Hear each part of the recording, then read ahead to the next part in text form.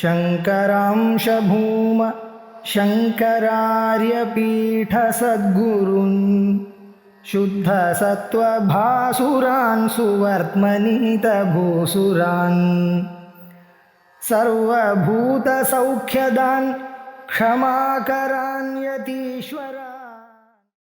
श्री गुरुभ्यो नमः। वाक्यवृत्तिः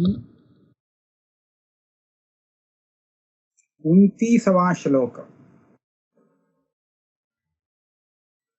निरस्ताशेष संसार दोषः अस्थूलादि लक्षणः अदृश्यत्वादि गुणकः पराकृत तमोमलः। 28वें श्लोक में तदर्थम चिंतयेत पुनः, तत्पद का जो अर्थ है ब्रह्म, उसको जानना चाहिए ऐसा कह करके उसको जानने का 2 प्रकार बताया। अतद्व्यावृत्ति रूपेण विधि मुखेन च। अतद्व्यावृत्ति रूप और विधि मुख। अब ये प्रथमतः अतद्व्यावृत्ति रूप को दिखा रहे हैं। हमने थोड़ा विवरण दिया था अतद्व्यावृत्ति क्या होता है, उसका अर्थ क्या होता है, ये बताया था। फिर अभी यह स्पष्ट हो जाएगा। ब्रह्म कैसा है? निरस्ताशेष संसार दोषः। संसार दोष जिसमें नहीं है, ऐसा भी हम कह सकते हैं।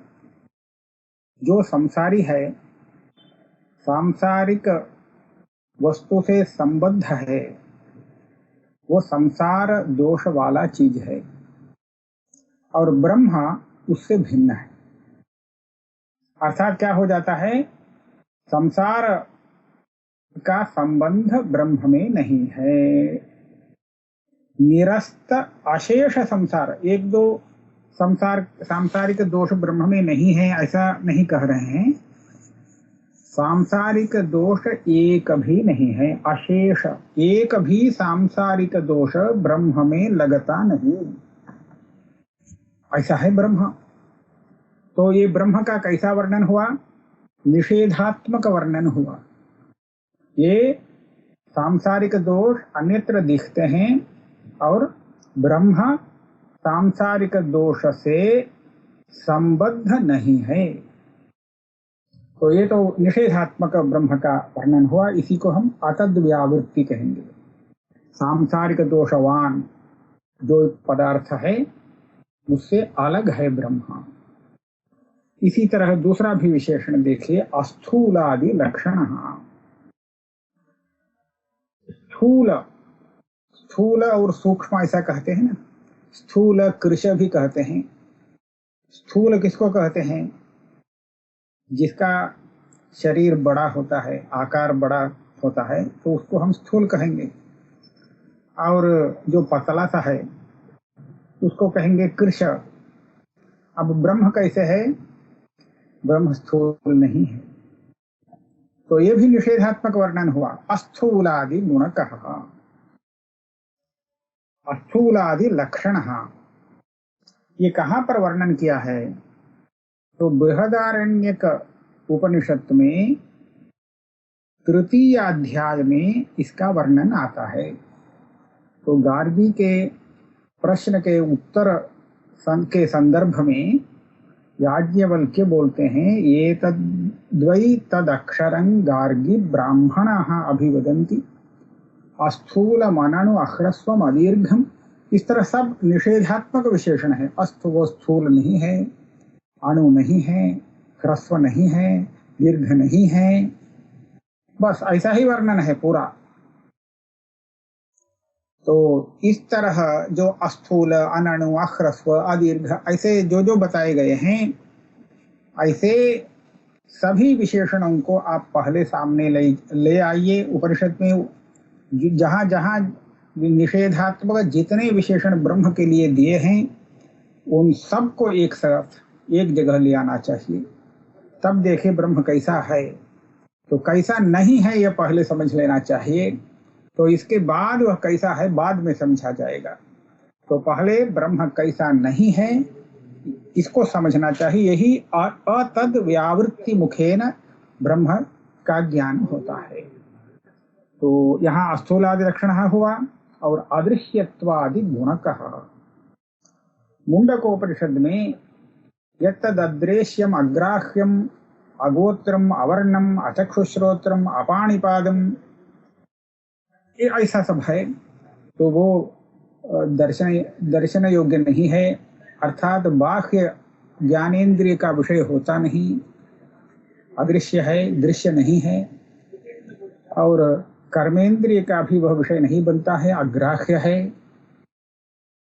इसी तरह उसका वंश नहीं है, उसका वर्ण नहीं है, चक्षु श्रोत्र आदि इंद्रिया नहीं है, इंद्रिय रहित है, पाणि पादात्मक कर्मेंद्रिय भी उसके नहीं है। अब देखिए ये सब नहीं है, निषेधात्मक ही विशेषण आ रहा है। तो ब्रह्म का कोई इंद्रिय है क्या? तो नहीं है, ब्रह्म का कोई इंद्रिय नहीं है। उसको कहते हैं अपाणिपादो जवनो ग्रहीता पश्यत्यचक्षुः सशृणोत्यकर्णः। पश्यति अचक्षुः, चक्षुरेंद्रिय उसके नहीं है किंतु वह देखता है। श्रोत्रेंद्रिय नहीं है लेकिन वह सब कुछ सुनता है, सर्वज्ञ है। तो इस तरह का वह है। तो यहाँ पर ये भी निषेधात्मक विशेषण हुए हैं। तो निरस्त अशेष संसार दोषः अस्थूलादि लक्षणः अदृश्यत्वादि गुणकः, ऐसा होता है वह परमात्मा। और पराकृत तमोमलः, ये भी निषेधात्मक विशेषण है। तम माने अज्ञान, अज्ञान रूपी जो मल वो किसको है? जीवात्मा को है। जीवात्मा तो अज्ञानी है और अज्ञान के कारण वह सदा भ्रांति में रहता है, संसार में पड़ा रहता है। और परमात्मा में अज्ञान रूपी मल है नहीं, इसलिए पराकृत तमोमलः, तम शब्द से यहाँ अज्ञान अविद्या को लेना चाहिए। अविद्यात्मक मल रहित है वह तत्पदार्थ। तत्पद से हम परमात्मा को लेंगे, वही परमात्मा इस तरह का है। अभी जो भी विशेषण हमने देखा तो वो सब निषेधात्मक विशेषण है। अब आगे देखिए, निरस्तातिशयानंदः सत्यः प्रज्ञान विग्रहः सत्ता स्वलक्षणः पूर्णः परमात्मेति गीयते। यहाँ बहुत से विधि रूप विशेषण है, अर्थात जो निषेधात्मक नहीं है उनको हम विधि रूप विशेषण ऐसा कहते हैं। तो निरस्तातिशयानंदः, ब्रह्म आनंद स्वरूप है। वो भी आनंद कैसा आनंद है? जिस आनंद से अधिक दूसरा कोई आनंद नहीं हो सकता, ऐसा आनंद है ब्रह्म। निरस्तातिशयानंद, ब्रह्म स्वरूप जो आनंद है वही सर्वातिशायी है, उससे अधिक आनंद ऐसा कोई होता ही नहीं। तो जिस आनंद से आगे उससे बड़ा कोई आनंद न हो, इस तरह का जो आनंद है वही ब्रह्म है। तो यहाँ तो आनंद स्वरूप जब बता रहे हैं, ये भावात्मक विशेषण है, ये अभावात्मक नहीं, इसीलिए इसको विधि मुखेन ब्रह्म बोधनम ऐसा कहेंगे। और वो आनंद स्वरूप तो हो गया। सत्य ये भी है। सत्य उसको कहते हैं जो किसी भी काल में बाधित नहीं होता। बाधित होना इसका अर्थ क्या है वो भी समझ लेना चाहिए। जो वस्तु है ऐसा दिखता है, जिसकी सत्ता को हम देखते तो हैं, लेकिन बाद में पता चल जाता है, जब तत्व मालूम पड़ता है उस समय पता चल जाता है कि यह वस्तु कभी भी नहीं था। तो ये जो कभी भी नहीं था, नहीं है, नहीं होगा, इसको त्रैकालिक निषेध कहेंगे। तो ऐसा जो निषेध है जिस वस्तु का होता है वो उसको हम मिथ्या कहेंगे और इस निषेध ज्ञान को हम बाध कहेंगे। अब देखिए उसका उदाहरण देते हैं। सर्प दिख रहा है, दिख तो रहा है सर्प के रूप में, और ये विश्वास कर रहा है ये सर्प ही है, क्योंकि दिख तो वैसे ही रहा है। फिर जब वो बाद में पता चलता है वहां कोई सर्प है नहीं, उस समय जो दिखा था वो तो केवल रस्सी है। तब इसके बाद वो सर्प के बारे में उसको पता चल जाता है कि यहाँ कालत्रय में भी सर्प नहीं। जिस समय उसने देखा था क्या उस समय वहां पर सर्प था? नहीं था। तो भूतकाल में भी वहां सर्प नहीं था, न वर्तमान काल में है, आगे भी नहीं होने वाला है, क्योंकि ये रज्जु है, ये सर्प कभी भी नहीं बन सकता है। ये वस्तु रस्सी रस्सी ही है, कभी भी सर्प नहीं हो सकती है। तो इस तरह जो कहते हैं तो यही सर्प का बाध होता है। ऐसे बाध होने पर हम उस सर्प को मिथ्या बोलते हैं। जब तक बाध नहीं होता तब तक हम उस सर्प को सत्य समझते हैं, और जब बाध ज्ञान हो जाता है तब उसको मिथ्या कहेंगे। सर्प नहीं है, सर्प है नहीं, ऐसा कहेंगे। तो अब बाध और बाधा भाव ये समझ में आ गया। तो सत्य उसको कहते हैं जिसका कभी बाध ज्ञान होता नहीं। तो ऐसा कौन सा वस्तु है जिसका कभी भी बाध नहीं होता? तो कहते हैं परमात्मा ही एक ऐसा है जिसका कभी किसी अवस्था में बाध होता नहीं। तो इसीलिए उसको सत्य कहते हैं। सत्यम ज्ञानम अनंतम ब्रह्म, वही वास्तविक सत्य है, परमार्थ सत्य है।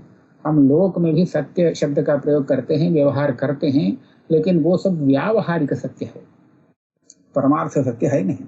वास्तविक परमार्थ सत्य तो है परमात्मा ही एक। आत्मा का वास्तविक जो स्वरूप है वही परमार्थ सत्य है, उससे अतिरिक्त कुछ भी परमार्थ सत्य नहीं है। तो यही अद्वैत सिद्धांत है। सत्य प्रज्ञान विग्रह। अब देखिए ज्ञान, सत्य हो गया, आनंद हो गया। ज्ञान किसको कहते हैं? ज्ञान तो कहते हैं उसको जो किसी विषय को समझ सकता है, समझने की जो शक्ति है उसको हम कहेंगे ज्ञान, जानने की शक्ति। अब ज्ञान इसी शब्द का प्रयोग करते हैं। तो यहाँ पर इंद्रिय विषय के संबंध से जो विषय का ज्ञान उत्पन्न होता है वो वास्तविक ज्ञान नहीं है, उसको हम वृत्ति ज्ञान कहेंगे। और वृत्ति ज्ञान को हम ज्ञान इसलिए समझते हैं क्योंकि यह वास्तविक जो चैतन्यात्मक ज्ञान है वो उसमें प्रतिफलित हो जा रहा है, और इसी कारण भेद न ज्ञात होने से उस वृत्ति को ही हम ज्ञान समझ लेते हैं और वृत्ति ज्ञान उसका नाम दे देते हैं। लेकिन यहाँ आत्मा का स्वरूप ज्ञानमय है, ज्ञानात्मक है, ऐसा कहते समय वृत्ति ज्ञान को नहीं लेना चाहिए, किंतु आत्मा के स्वरूप को लेना चाहिए। उसको हम चैतन्य बोलते हैं। चेतना, चैतन्य, चैतन्य ही आत्मा का स्वरूप है, तो इसीलिए वह ज्ञानात्मक है। प्रज्ञान शब्द उसी चैतन्य का बोधक है। विग्रह शब्द यहाँ स्वरूप का बोधक है। तो प्रज्ञान विग्रह, इसका अर्थ तत्पदार्थ वो परमात्मा ज्ञान स्वरूप है, उससे अतिरिक्त नहीं। ज्ञान साक्षात ज्ञान चैतन्य का स्वरूप ही है। और सत्ता स्वलक्षण, सत्ता स्वलक्षण, यहाँ स्वलक्षण शब्द भी स्वरूप पर है। सत्ता स्वरूप है, इसको क्या समझना चाहिए? अब देखिए हमारे सामने अनेक पदार्थ हैं, सामने दिख रहे हैं, ये सब हैं, अभी वर्तमान में हैं। कभी किसी काल में यह नहीं थे और कभी आगे आने वाले काल में नहीं भी रहेंगे, लेकिन अभी वर्तमान में हैं। ये बात तो सही है। तो यहाँ पर है ऐसा जो कहते हैं, अस्ति ऐसा कहते हैं, ये अस्तित्व हम जिस पदार्थों को देखते हैं उन पदार्थों का वास्तविक धर्म नहीं हो सकता, क्योंकि जिस पदार्थ का अस्तित्व अपना धर्म है तो उसका नास्तित्व कैसे होगा। अग्नि जो है उसका धर्म होता है वो औष्ण्य, वो उष्ण रहता है, तो कभी कहीं जा करके अग्नि अपने उष्णता को खोकर शीत बन सकता है क्या? कभी भी ऐसा नहीं हो सकता है। अगर अनारोपित स्वाभाविक धर्म है किसी का कुछ, तो उससे वह कभी भी छूटता नहीं, ऐसा हम देखते हैं। तो अग्नि रुष्णः जलम शीतम स्वभावात् तद व्यवस्थिति, ऐसा इसलिए कहते हैं। अग्नि तो उष्ण होता है और जल शीत होता है, तो ये उसका स्वाभाविक धर्म है, वो कभी भी इनसे मुक्त नहीं हो सकता है। लेकिन जिस पदार्थ का अस्तित्व हम देखते हैं वर्तमान काल में, उसी पदार्थ का किसी काल में अस्तित्व नहीं था और नहीं रहेगा, ये भी हम समझ रहे हैं। तो इसका क्या अर्थ है? ये अस्तित्व उसका अपना स्वाभाविक धर्म नहीं है। तो क्या है, कहाँ से आया इसका अस्तित्व जो दिख रहा है? तो हम कहेंगे ये अस्तित्व है साक्षात ब्रह्म स्वरूप अधिष्ठान, और उस अधिष्ठान में आरोपित हो जाने के कारण हमारे सामने सभी वस्तु अस्ति अस्ति अस्ति ऐसा ही प्रतीत हो रहे हैं। तो जो भी वस्तु हम देखते हैं वो सब वस्तु है, अस्ति, ऐसा क्यों प्रतीत हो रहा है?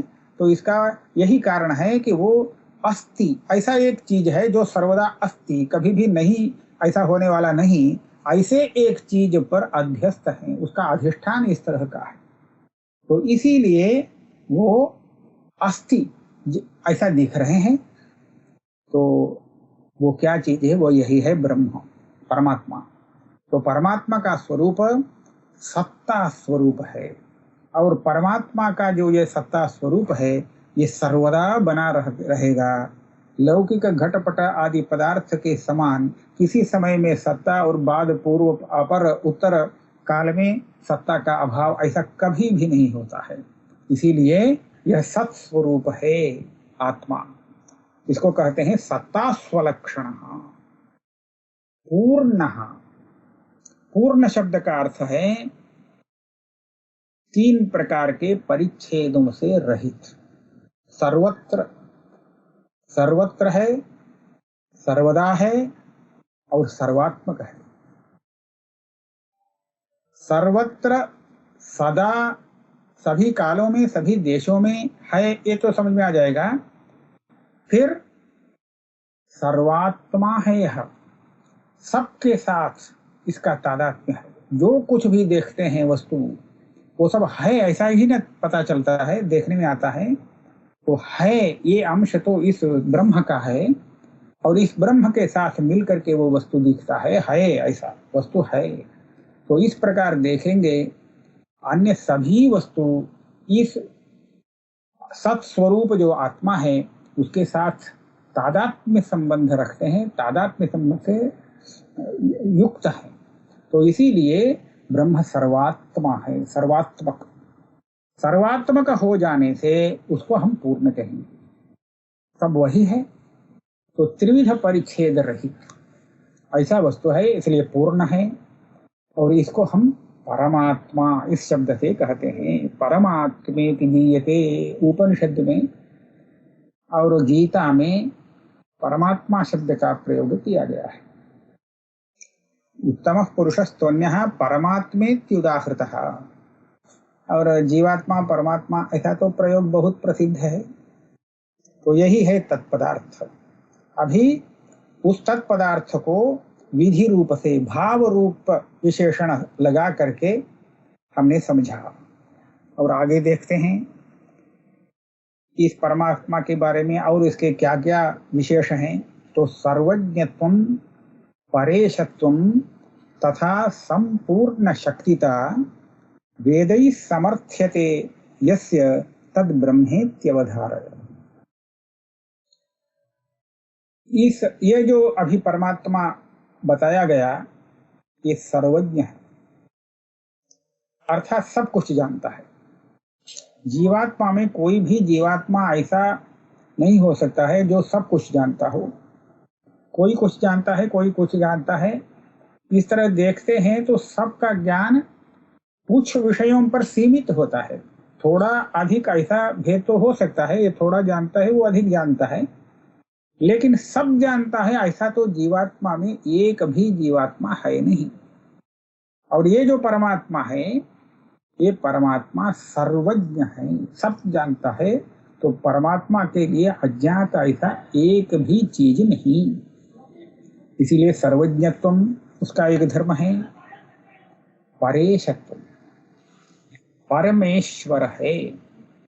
परेशत्व इसका अर्थ ऐसा लेना चाहिए। देखिए, तो हम लोग ऐसा देखें, कुछ लोग सेवक हैं, तो किसके सेवक हैं? तो कुछ अब उनके एक स्वामी होते हैं, तो उन स्वामियों के वो सेवक बनते हैं। तो स्वामी जैसी आज्ञा करते हैं उसको वो मानते हैं, वैसा काम करते हैं। तो वहां पर उन सेवकों के प्रति जो स्वामी है, वो स्वामी उनका ईश्वर है।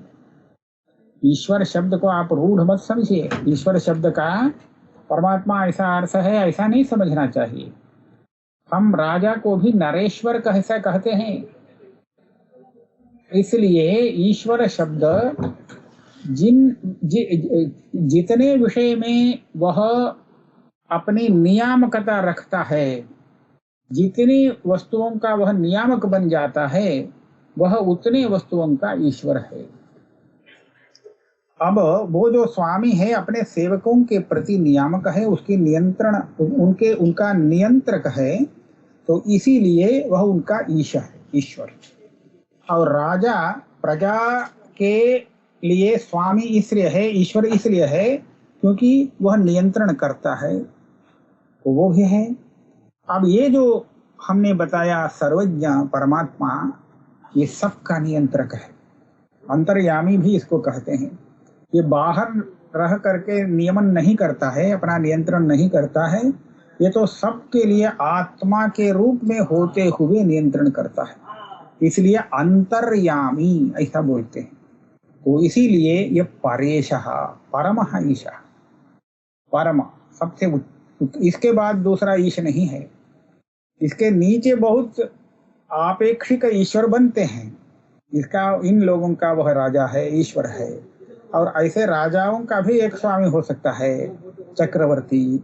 ऐसे लोगों का भी ईश्वर होता है। अब सबका ईश्वर कौन है? तो यही है एक परमात्मा। तथा संपूर्ण शक्ति का, शक्ति देखिए, सबका अलग अलग सामर्थ्य होता है। अब अपना सामर्थ्य अगर दूसरे के सामर्थ्य के साथ तुलना दृष्टि से देखते हैं, तो उसमें हम देख सकते हैं अपना सामर्थ्य उस सामर्थ्य से छोटा या बड़ा हो सकता है, थोड़ा अथवा अधिक हो सकता है। तो इस तरह देखते हैं तो थोड़ा सामर्थ्य हमारा है, तो हमसे भी संसार में अधिक सामर्थ्यवान बहुत हैं, उनसे भी अधिक सामर्थ्यवान हो सकते हैं। फिर सर्व सामर्थ्य ऐसा किसी को भी नहीं है इस जगत में। सब कुछ करने की शक्ति है, पूरा जगत निर्माण करने की शक्ति है, तो ऐसा किसको है? किसी को नहीं। तो सब अपने अपनी सीमित शक्ति के अनुसार काम करते हैं। लेकिन ये जो परमात्मा है, ये है संपूर्ण शक्ति वाला है, सर्वशक्ति ही इसको कहते हैं। तो कहते हैं संपूर्ण शक्तिता। इसमें कोई भी काम न करने की शक्ति का अभाव नहीं है। ऐसा कोई काम नहीं है जिसको वही ईश्वर कर नहीं सकता। करने वाला जो भी कुछ काम है वो सब वो करता ही है। जितने भी कार्य होते हैं उन सब कार्य के प्रति वह कारण है, इसीलिए सर्वशक्ति संपन्न है। ऐसा ये सब आप कैसे कह रहे हैं? किस प्रमाण के आधार पर? क्या आपने परमात्मा को देखा है? परमात्मा को देख करके वो सर्वज्ञ हैं ऐसा आप समझ गए? अगर देखे हैं तो भी परमात्मा का सर्वज्ञत्व, सर्वशक्तित्व और ये परेश है, तो ये सब आपको समझ में कैसे आएगा? किसी को देखने पर उनका क्या ज्ञान है ये तो समझ में नहीं आता है, नहीं देख सकते हैं। तो इस पे प्रमाण चाहिए। ईश्वर सर्वज्ञ है और परेश है, संपूर्ण शक्ति संपन्न है, इसमें क्या प्रमाण? तो कहते हैं वेदै समर्थ्यते यस्य, वेद प्रमाण है। तो यहाँ सर्वज्ञत्व, परेशत्व और सर्वशक्तित्व ये सब धर्म वेद प्रमाण जिसके पास है ऐसा बोल रहे हैं। वेद प्रमाण के द्वारा जिसके पास ये धर्म मालूम होता है तो वही है ब्रह्मा। तद ब्रह्मेत्यवधारय। तो जो जिसको वेद सर्वशक्ति संपन्न सर्वज्ञ बोलता है उसको वही ब्रह्म शब्द का अर्थ ऐसा समझो। यज्ञानात् सर्व विज्ञानम श्रुतिषु प्रतिपादितम मृदाद्यनेक दृष्टान्तैः तद ब्रह्मेत्यवधारय। अब दूसरा एक श्लोक कह रहे हैं, एक विज्ञानेन सर्व विज्ञानम। ब्रह्म इस परमात्मा की एक विशेषता है। अगर इसको जान लेता है तो इसको जानने वाला सबको जानता है, वो भी सर्वज्ञ ही हो जाता है। बड़ा विचित्र है, किसी एक वस्तु को जानने पर दूसरे सर्व वस्तुओं का ज्ञान हो कैसे सकता है, ये तो प्रश्न होगा। लेकिन श्रुतिषु प्रतिपादितम, जिस एक परमात्मा को जानने से सर्व विज्ञान हो जाता है, ऐसा श्रुतिषु प्रतिपादितम, श्रुतियों में इसका प्रतिपादन हुआ है। प्रतिपादन इसका अर्थ होता है किसी वस्तु को, किसी विषय को समझाते समय कुछ दृष्टांत दे करके युक्तियों से उसको समझाते हैं। तो दृष्टांत और युक्ति से समझाना ये ही प्रतिपादन है। तो जैसा कहने पर वो श्रोता समझ लेता है, ऐसा उसको समझा देने के लिए जो दृष्टांत आदि देते हैं उसको हम दृष्टांत पुरस्सर जब समझाने को प्रतिपादन ऐसा यहाँ कहेंगे। तो यहाँ पर ऐसा है, एक विज्ञानेन सर्व विज्ञान। ये कैसे होता है? तो उसके लिए छांदोग्य उपनिषद दृष्टांत देती है मृदादि अनेक दृष्टांत। 3 दृष्टांतों का वहां वर्णन है। श्वेत केतु और उसके पिता दोनों के बीच का संवाद है, छांदोग्य उपनिषद का 6 अध्याय का विषय है। तो वहां पर श्वेत केतु गुरुकुल जा करके सभी वेदों का अध्ययन करके बड़े पंडित के रूप में वापस आता है, घर आता है। तो वहां उसकी विद्या उस पिता देखता है, उसको विद्या से बड़ा गर्व उत्पन्न हो गया है, बड़ा गर्वशाली वह हो गया, गर्व वाला। तो पिता ने उसके गर्व को दूर करने के लिए उससे प्रश्न किया। श्वेत केतु तो अभी समझ रहा है मैं जितना पढ़ा हूं ऐसा इस प्रपंच में कोई दूसरा इतना ज्ञान वाला है नहीं। तो इतना पढ़ लिया है उसने और इसीलिए बहुत सारा ज्ञान प्राप्त कर लिया है, इतना ज्ञान किसी को है नहीं। अब उसके पिता उससे पूछते हैं, किसी एक वस्तु को समझने से सर्व वस्तु का ज्ञान हो जाता है ऐसा कहते हैं, क्या उस वस्तु के बारे में हे श्वेत केतु तुमने अपने गुरुजी से पूछा क्या? तो श्वेत केतु को ऐसी चीज के बारे में कुछ पता ही नहीं था। वो ये भी नहीं जानता था कि ऐसी कोई चीज होती है। तो एक वस्तु को जानने से सब जान सकते हैं, ये तो बड़ा आश्चर्यकारी विषय है। तो इसलिए वो कहा ऐसा कैसे हो सकता है, आप बोलिए इसका कोई दृष्टांत दीजिए। तो पिता कहते हैं एक दृष्टांत देते हैं, यथा सौम्य एकेन मृत्पिंडेन सर्वं मृन्मयं विज्ञातं स्यात् वाचारम्भणं विकारो नामधेयं मृत्तिकेत्येव सत्यम्। एक मृतपिंड मिट्टी का ढेला दिखा रहे हैं, यहाँ पर तुमको क्या देखना है, ढेले को नहीं देखना चाहिए, मिट्टी को देखो। यहाँ ढेला पिंड का जो स्वरूप है, आकार है, उसको छोड़ो, मिट्टी को देखो। इस मिट्टी को अगर हम देख लेते हैं, तब इसको छोड़ करके दूसरा हम मिट्टी का जो घड़ा होता है उसको देखते हैं, तब भी हम समझ सकते हैं ये भी मिट्टी का बना है, ये मिट्टी है ना। तो इसी तरह मिट्टी का बना जो कुछ भी पदार्थ है वो सब हमको पता चल जाता है, ये मिट्टी का बना है, ये मिट्टी है। तो एक जगह मिट्टी को अगर समझ लेता है तो अन्यत्र उसको देखते ही वह पहचान जाता है। ऐसा कोई चीज मिट्टी से बना हुआ अब अवशेष नहीं रहेगा जिसको देखने पर ये मृत तत्वज्ञानी मृत को नहीं समझ पाएगा, ऐसा नहीं होगा। तो सर्वत्र पूरे जितने भी इस लोक में अथवा अतीत अनागत काल में मिट्टी के बने वस्तु होंगे, सब में ये मिट्टी को देख सकता है, ऐसा ज्ञान इसने प्राप्त कर लिया।